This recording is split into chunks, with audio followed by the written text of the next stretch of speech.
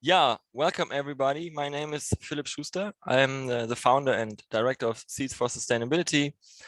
We're a company dedicated to sustainability and healthy living, especially we do things around permaculture, circular economy, and the economy for the common good. And this is also where we're going to go to today. And I'm really happy to have this little space here in the European Permaculture Convergence. Great event, great speakers. Maybe you've had the chance to see some. Today, we're also going to refer to one of the speeches, actually, the donut economics. But now, the topic of today is the common good balance sheet as a regenerative organizational tool. And how did I knew about this? How did I get to know about this balance sheet? I was here in Spain. I'm originally from Germany. I'm a PhD in economics. Then I started doing permaculture and I lost my way in economics. I was really tired after my PhD and I lost belief in the system and I was really frustrated. I only wanted to do permaculture and surfing and that's it. That's how I was stranded here on the Canary Islands. And here at the university, I actually found a professor that invited Christian Felber, the founder of the movement, more or less, of the common good, to present the common good economics or the common good economy.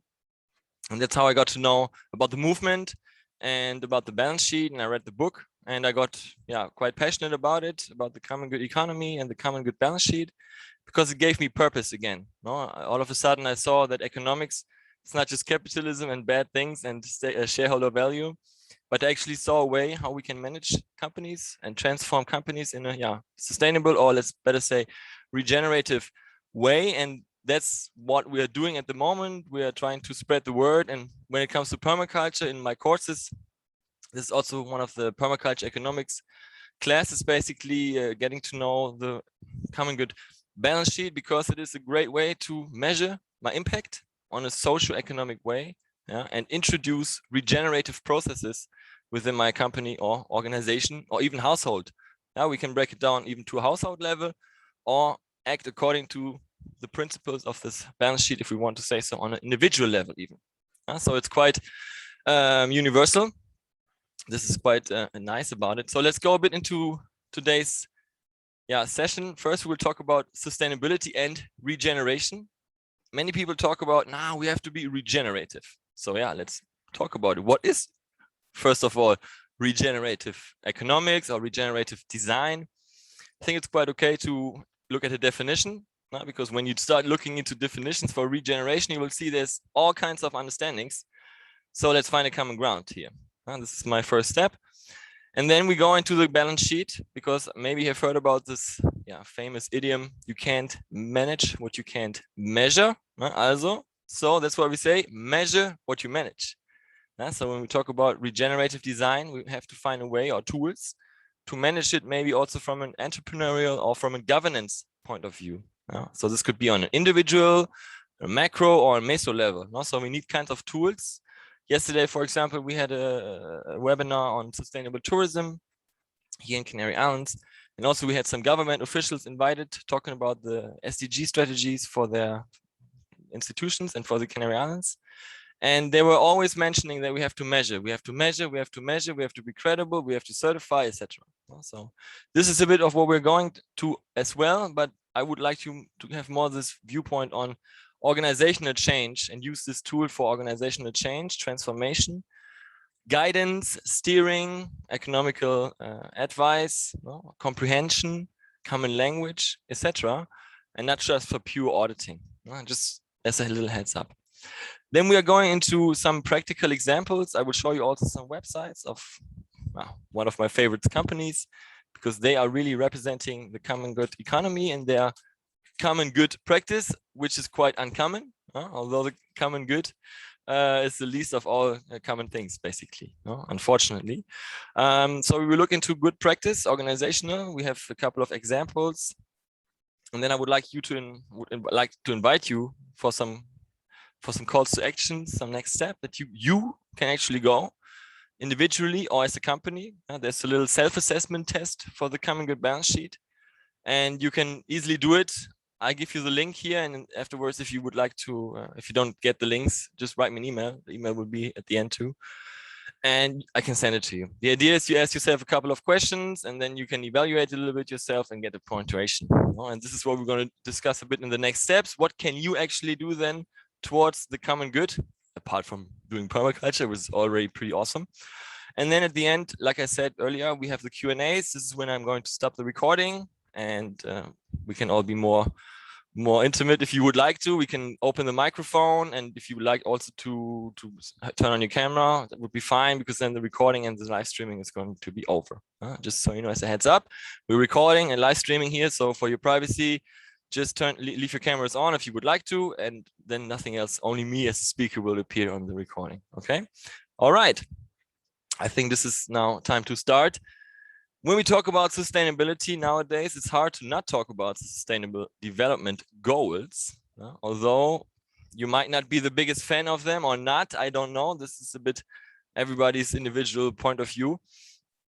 However, these development goals, let's say they are omnipresent. No, we see them on the political agenda, we see them on the company agenda.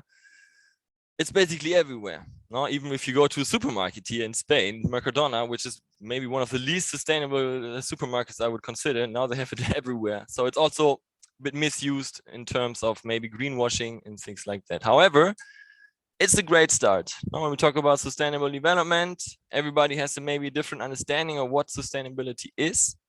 So here we really have 17 goals that define on a universal level what sustainability means. Now we go from no poverty to zero hunger, over, let's say climate action, or even circularity solutions, up to gender equality or partnerships, etc. So quite universal. It's also hard to embark maybe on all areas at the same time.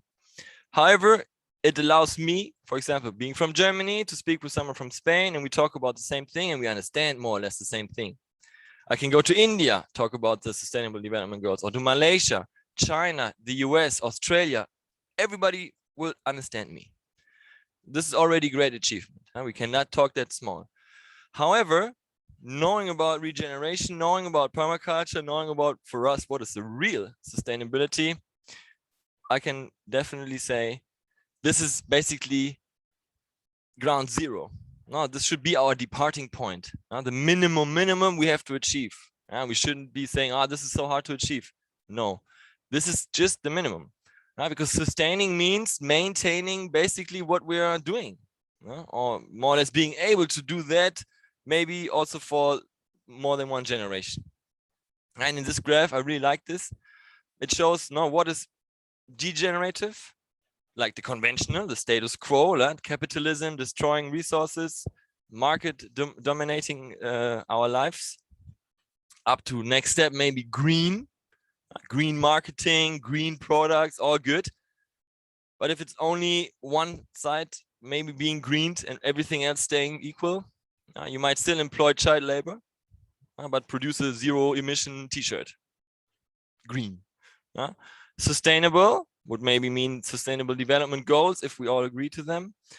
Next step, going beyond the SDGs, would be restorative, restorative. So restoring a mountain, restoring a city after a hurricane, restoring. Humanly induced action to go to maybe the previous status quo, but not going beyond. We don't go further than maybe the forest that was destroyed now, but not thinking of how was it maybe 40 years ago, and allowing then the forest to regenerate itself. And this is where regenerative design and regenerative development comes into, where we allow processes to happen that imitate nature, ideally, and then regenerate nature. However, we can not only think of regenerative design as environmentally only. And this is the graphic that I mentioned earlier. Maybe you've seen it on Wednesday, Kate Rayworth presenting the donut economics. If not, I strongly recommend to review it or go to YouTube or get the book. In any case, it's really recommendable. Why the donut? Why this funny name, donut economics? In the end, we see the circle, and it's basically the sweet spot of humanity. Why sweet spot? Because it really is the only whereabout where we can be for the future. Because it has an ecological ceiling, meaning we can't overshoot those resources. Like we have this overshoot day every year, telling us when we used up all the resources that we could naturally reproduce.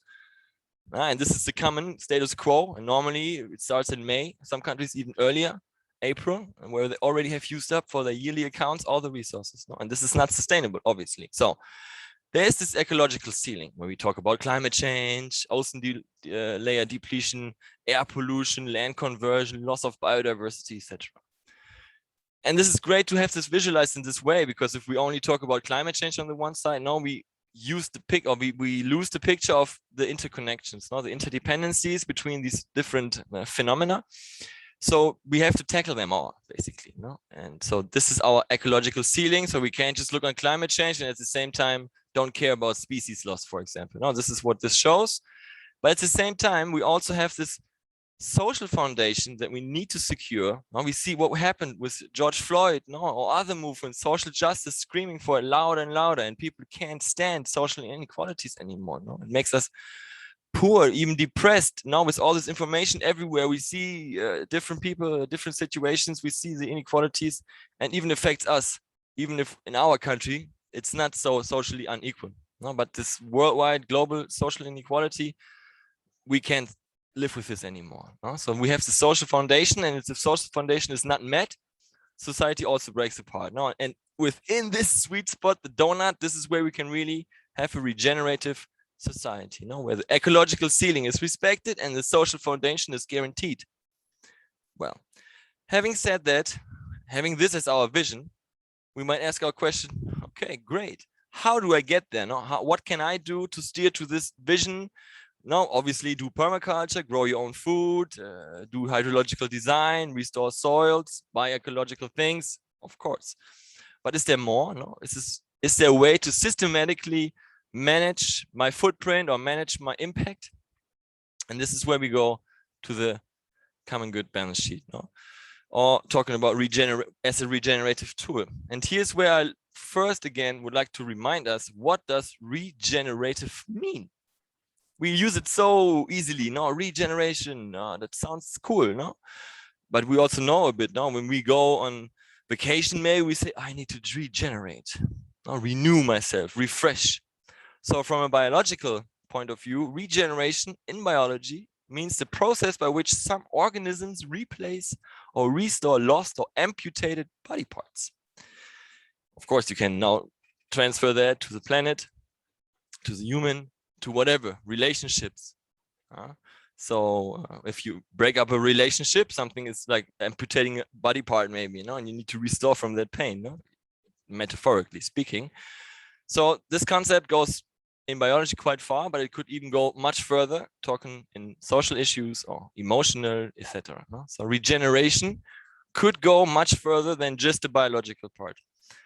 And if we look at the Cambridge Dictionary, a complete different definition comes up. And if you keep looking, you would look, not 10,000 definitions, maybe you might find, not 10,000 people, 10,000 definitions. So here in Cambridge Dictionary, it's only defined as the act of improving a place or system, especially by making it more active or successful. Completely different, So it could have some similarities with biology. We think of biodiversity, more vital, more resilient, more pumping, and with life. This could be meaning regeneration. So having said this, maybe this inspires us also in how we understand regeneration. And this is why I would like to present the common good balance sheet as a tool to regenerate organisms, to regenerate organizations, companies, people that work in these companies. And there's this famous quote, you can't manage what you can't measure. Peter Drucker, famous economist. And this is where all this accounting basically comes from. We talk about, in economics, we talk about accounting, loss benefit accounts, CO2 footprint, maybe if you're a bit more avant-garde, but if you can't manage, you can't manage it if you can't measure it. And you think, yeah, why not? Think about yourself. Maybe one of us has already been trying to have a diet in their life. Now think about losing weight. I must admit, I did quite a couple of times. And if you say, I want to lose weight as your objective, and then you don't measure if you're losing weight by stepping on a balance or on a scale or measuring yourself with a measuring tape, how do you know if you really lose weight or using body fat? Just staying with the example, right? So you can't manage really what you can't measure, because one day maybe it's good, another is bad. Same with money, no? If you don't really measure it, how are you going to manage? No, maybe you spend more than you have, and then at the end, they will take away everything. So this is quite true for many aspects, and this is why I always point out, even in permaculture projects, that it's so important for us to have this organizational point of view, and also this economical entrepreneurial spirit to make our projects more sustainable. Because it's fine to talk about major biodiversity, major democratic processes, least ecological impact, which is all great. But if it's not sustainable financially, it's just there for a couple of years maybe, and then it disappears, and then also nothing is won, except for a nice experience. So many projects that I've also seen, they maybe fail because of some project management skills or design skills or management skills or governance skills when it comes to projects or organizations. Yeah, for me, still as an economist, quite important. And this is why I would like to introduce to you today the Common Good Balance Sheet as an organizational tool, or as a regenerative organizational tool. So the idea behind this whole balance sheet is that we do our business based on values, and we take into consideration our stakeholders, the groups of interest, people that I affect with my action, whether it's my neighborhood, my employees, my employers, or my customers, etc. So then Christian Felber always puts it quite firm. He always says, how can it be that when you ask somebody what makes your relationship with somebody else flourishing on a human level, what would you say? Sympathy, empathy, solidarity, justice, right? Those would be points that you say, I would trust that person. Transparency, having something to say, no? Aren't those values that we maybe would say this makes our relationships with my friends flourish? So how can it be then that our economy it incentivizes behaviors like this, where I knock out other people, where I try to gain market share, compete? That's all warfare language. Even if you look at the EU mission, sometimes it sounds like, am I reading a war report or is this economics? So this here, the idea is to heal basically our relationships with our stakeholders. Because if you look at the conventional company, especially the bigger ones, they only care about their shareholders, the so-called shareholder value, increasing the cash flow, increasing the interest gained on my capital market, etc. And you take out of the equation my community, my employees, even less employees, more shareholder value. So this is not healthy. This is not a healthy, not a regenerative society or company or whatever. So this idea behind this balance sheet basically is now to steer your company, not to move, to manage your company in an ethical, regenerative, healthy way. And now you would go through all the different stakeholders and always ask yourself different questions according to the values. So let me go into that so you get a feeling for it. For example, suppliers. Very, very delicate topic when we talk about fashion, food, agriculture, exploitation of farmers, low pricing, monopolies that gain the market share, etc. And here in the Common Good Balance Sheet, you would look at the working conditions, for example, in my supply chain, indignant. Or do I spray them with glyphosate and I don't care? Typical case. So this goes then even further. You would ask yourself, in the direct suppliers and even the indirect suppliers, those that supply to your main suppliers. Those farmers, for example, where do they get their fuel from, where they do their packaging from, etc. Their seeds, very important, no? Are they GMO or are they from Bayer? No?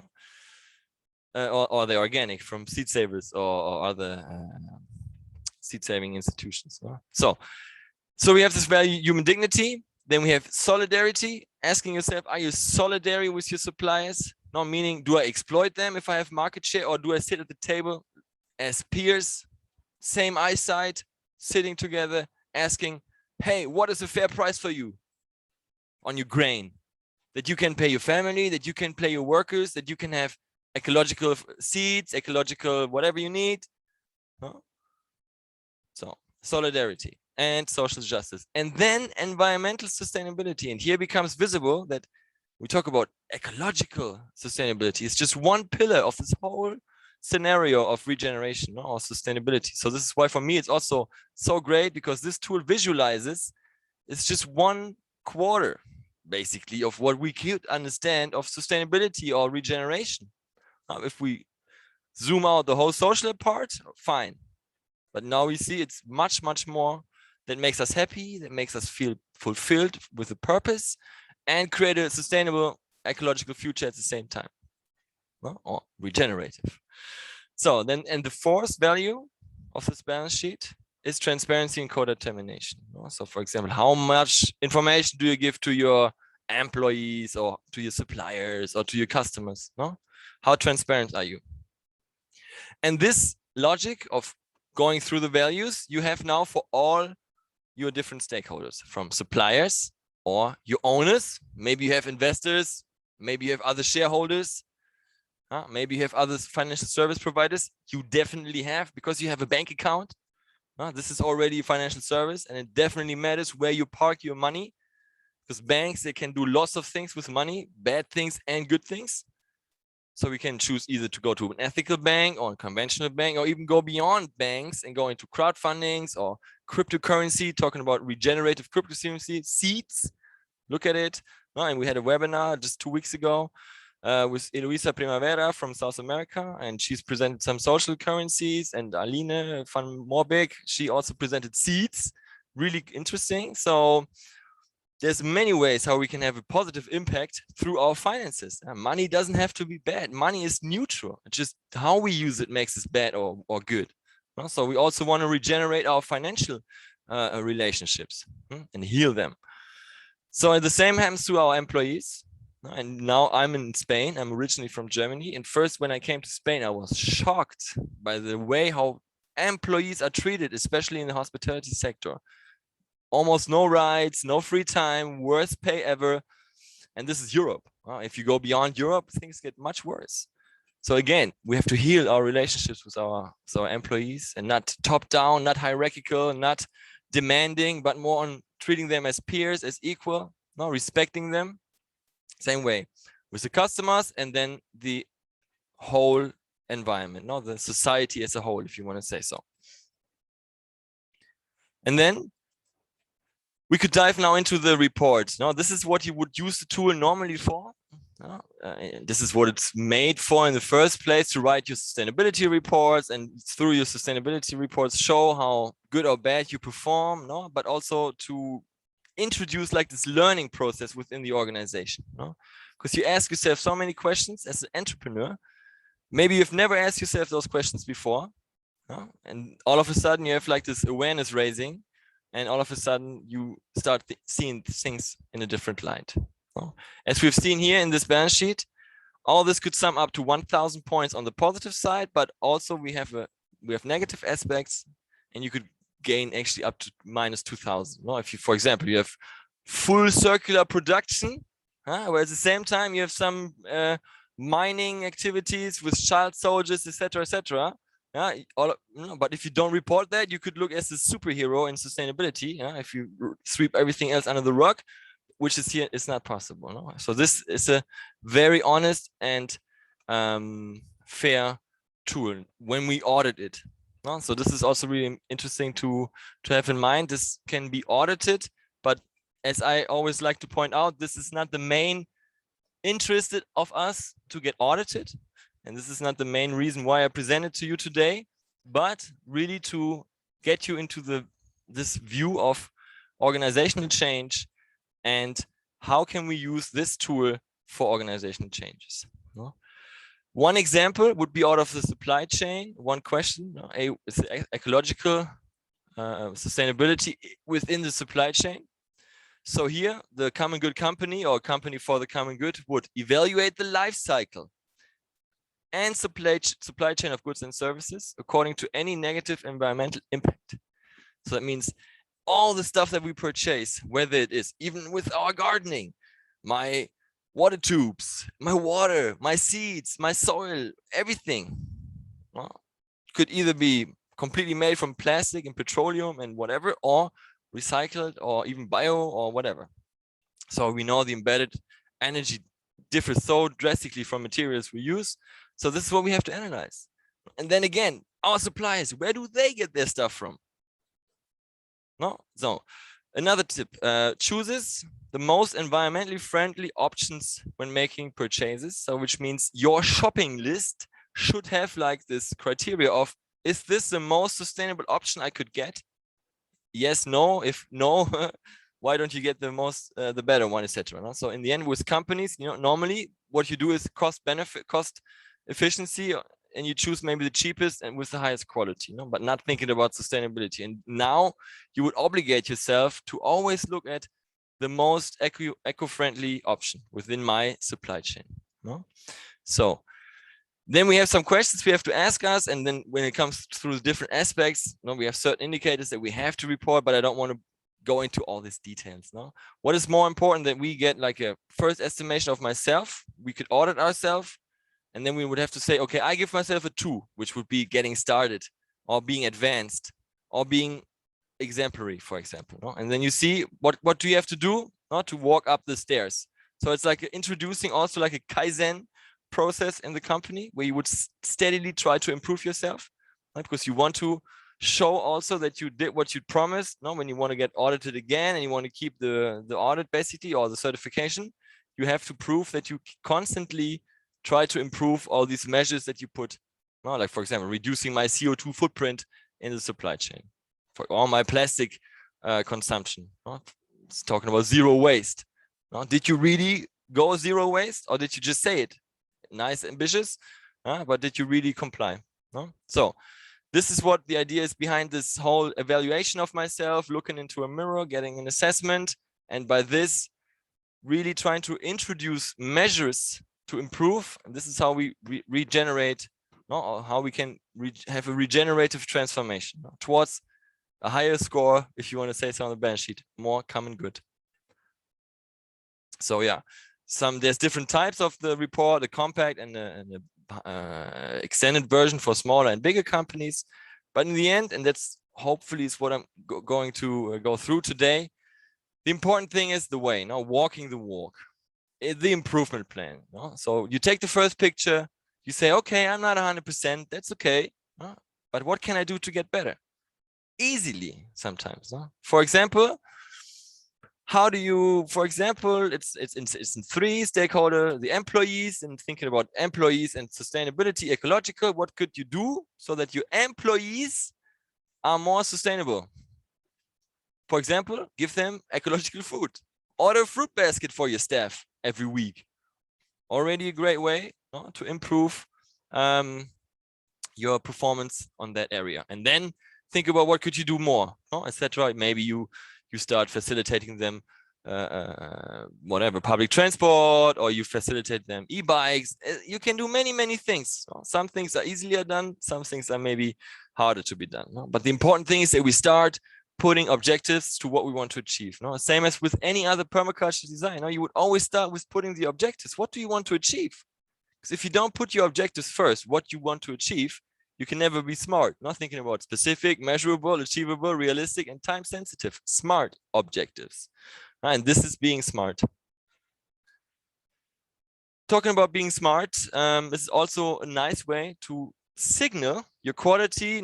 People like certifications, and you also get visibility within the community, and more these labels, they matter. Even yesterday you mentioned it earlier, we had the workshops with this government officials on sustainable tourism, and they mentioned it again, that one of the fundamental things within their SDG strategies for the Canary Islands is to include social clause when you in public procurement. So what is that?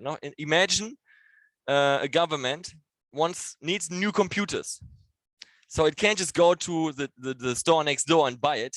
It has to always have a tender. A public money always has to be tendered, and then companies have to apply, and the best application wins the public money. It's like EU funds. the same way, but on a smaller level. No, it all goes through tenders.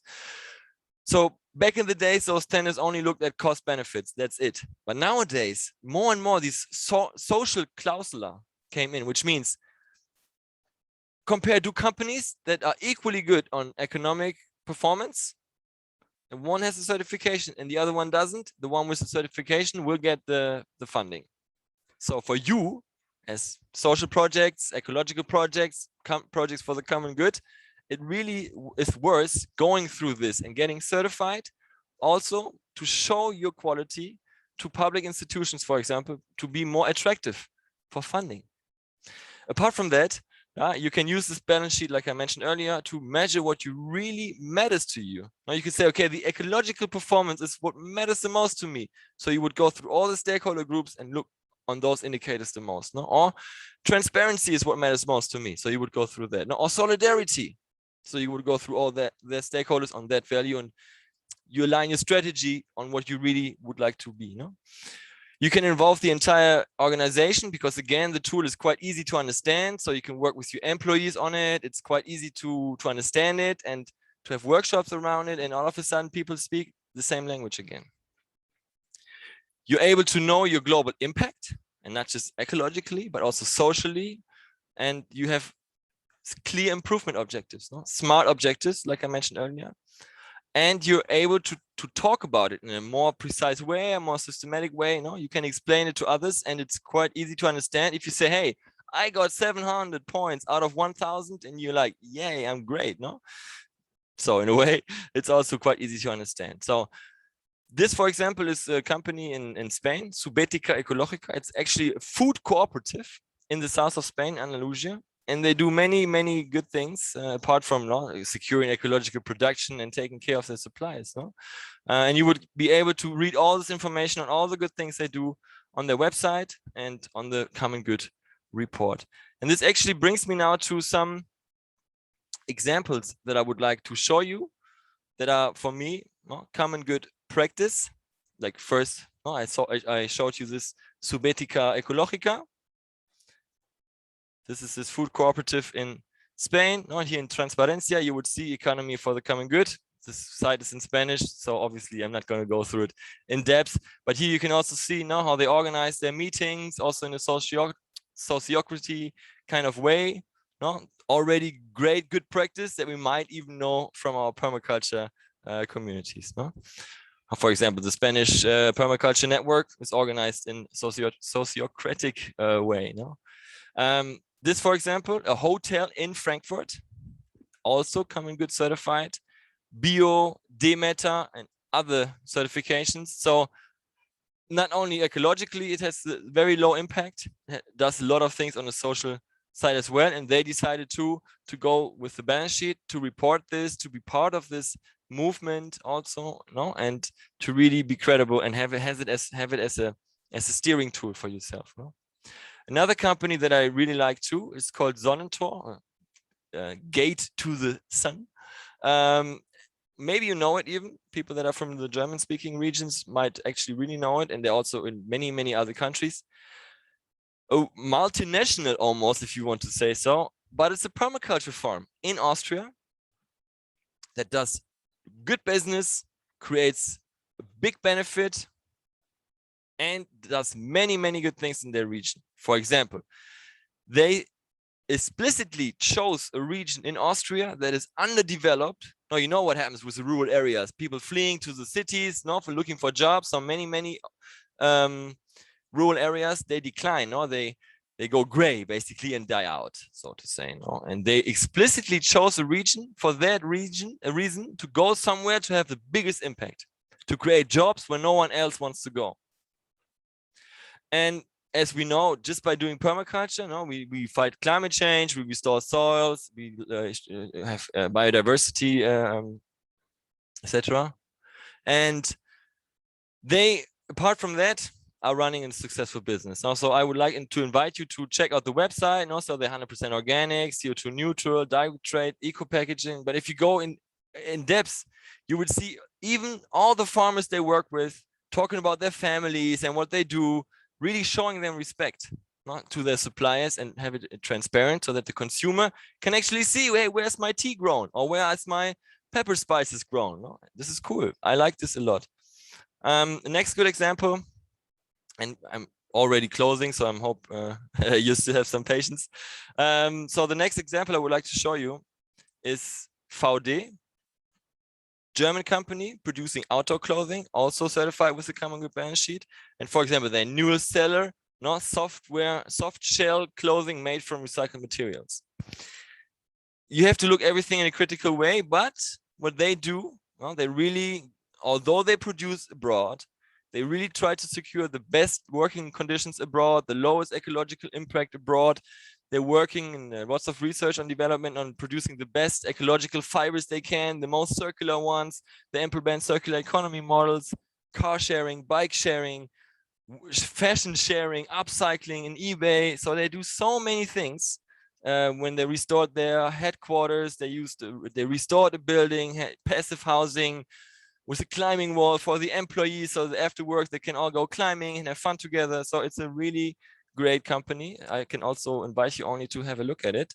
And another one from Germany, also with the Common Good balance sheet and also involved in permaculture, is Fairphone. Or maybe you've heard of Fairphone. That really looks where the materials are coming from in my telephone, and it's modular, so you can really repair every part of it. So this is a great company, and at the same time, they have a permaculture project to restore an old mill, and they have generated a whole, I think it's 5 hectares, and they made it an eco park, a nature reserve, and they have a project where they want to save old not domestic animals, but farm animals, like old donkeys that nobody's using more, those species, if you want to say so, to save those genetics. They now are breeding them, and having this permaculture project at the same time, and they're a phone company. So for me, this is not common at all, and this is what I like to show you, a common good practice. And with this, I'm already concluding. This is the hotel again. This is Sonnentor again. Like, if you want the slides afterwards, just drop me an email and it's fine until you have them again. And with this, I would like to invite you for some next steps. Actually, I would like to invite you to go to the website of the Common Good Economy, or ECG, or ecogood.org, and download here on this link the self-assessment. If you don't get the slides, just go on ecogood.org and go to get involved, and then you will eventually click yourself through it. And like I said, the self-assessment test is easy to be done. You have a couple of questions, according to all these stakeholders, some values, and you would ask yourself, and then you give yourself some points, you sum them up, and according to your sum, maybe you're red or yellow or green. Maybe you're just complying, or you're negative, or you're just first steps, or even advanced, depending. So this is a nice exercise for homework if you want to follow up on it. From that, I always recommend, because now you have your first look into a mirror. From there, I always recommend develop some 5 simple steps how to improve. How to improve on your suppliers, how to improve on your financials, how to improve on your employee sides, how to improve on your client sides, and how to improve on your society level. 5 steps on each stakeholder groups. 1 each group is not so hard. And all of a sudden, you're more sustainable, more regenerative, and healthier. Obviously, this is not the last step. So if you would like to go further, I also invite you to join local movements. It's a worldwide movement. We have local chapters all over the world for the economy for the common good. If you have time and if you have willing to do so, I invite you to do it. It's, for me, great community. Most of my collaborations, apart from the permaculture community, now come from the common good movement. I find like-minded people. It's like we have this common good view, and we find it as a common denominator. And it's much easier to collaborate.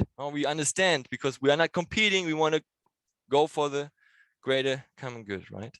So if you're really interested in that, go do it. And since you're here, I invite you, those that attend the live meeting, you can get a free coaching with me after doing the self-assessment and see what you can do. So if you're interested in that, after having done the test, just send me an email on info@seedsforsustainability.com. attach the results, if you want to say so, and we find a day and we meet and we talk about it. I also like to invite you to our club, where we offer lots of materials for free. And you can have, for example, an introduction course into the common good economy or in permaculture. And we also organize club meetings, and you can have coachings with us.